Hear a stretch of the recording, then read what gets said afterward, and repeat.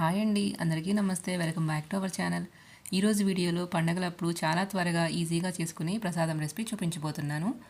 పాలు అసలు విరిగిపోకుండా ఈ బెల్లమన్నం లేదా పరమాన్నం ఎలా తయారు చేసుకోవాలో చూసేద్దాం. ముందుగా ఈ ప్రసాదం తయారు చేసుకోవడం కోసం ఒక ప్రెషర్ కుక్కర్ తీసుకోవాలి. ఇప్పుడు కుక్కర్లో ఒక హాఫ్ కప్పు రైస్ అలాగే ఒక హాఫ్ కప్పు పెసరపప్పు యాడ్ చేసుకోవాలి.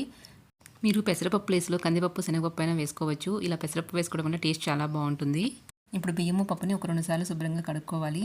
దీనిలో 2 కప్పుల వాటర్ పోసుకొని ఒక 3 to 4 విజిల్స్ వరకు కుక్ చేసుకోవాలి. మీరు కుక్కర్లో కాకుండా విడిగా గిన్నెలో తీసుకొని కుక్ చేసుకుంటున్నట్టయితే వాటర్ ఇంకొక కప్పు ఎక్స్ట్రా యాడ్ చేసుకోండి. కుక్కర్ స్టవ్ మీద పెట్టుకొని ఒక 3 to 4 విజిల్స్ వచ్చేంత వరకు కుక్ చేసుకోవాలి. ఈలోపు మనము పాలు కాగబెట్టుకుందాం. ఒక 100 to 150 ml పాలు తీసుకొని వాటిని మరిగించుకోవాలి. మరిగిన తర్వాత స్టవ్ ఆఫ్ చేసుకొని పక్కన పెట్టుకోండి. ఈలోపు రైస్ కూడా కుక్ అయిపోయింది చూడండి. ఇప్పుడు రైస్ని ఒక గరిటె తీసుకొని లైట్గా మ్యాష్ చేసుకోవాలి. మరీ మెత్తగా మ్యాష్ చేసుకోవాల్సిన అవసరం లేదండి.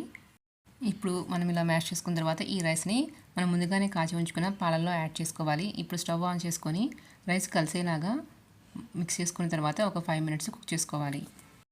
ఇక్కడ నేనైతే కొంచెం ఎక్కువ పాలే తీసుకున్నానండి. మీరు కావాలంటే పాల క్వాంటిటీ అనేది కొంచెం తగ్గించుకోవచ్చు.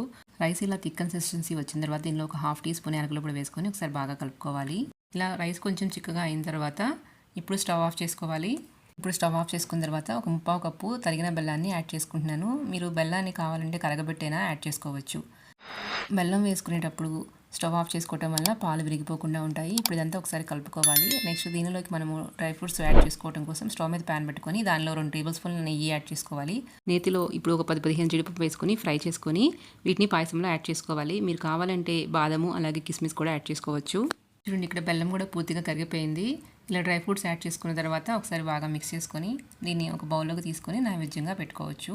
మీకు ఎక్కువ టైం లేనప్పుడు ఈ ప్రాసెస్లో బెల్లం అన్నం లేదా పరమాన్నము ఈజీగా ప్రిపేర్ చేసుకోవచ్చు. మీకు నా వీడియో నచ్చినట్లయితే లైక్ చేయండి. అలాగే ఇలాంటి రెసిపీ అప్డేట్స్ నోటిఫికేషన్ మీకు రావాలంటే మన ఛానల్ని సబ్స్క్రైబ్ చేసుకోండి. అలాగే మీ ఫ్రెండ్స్తో కూడా షేర్ చేయండి. Thank you for watching.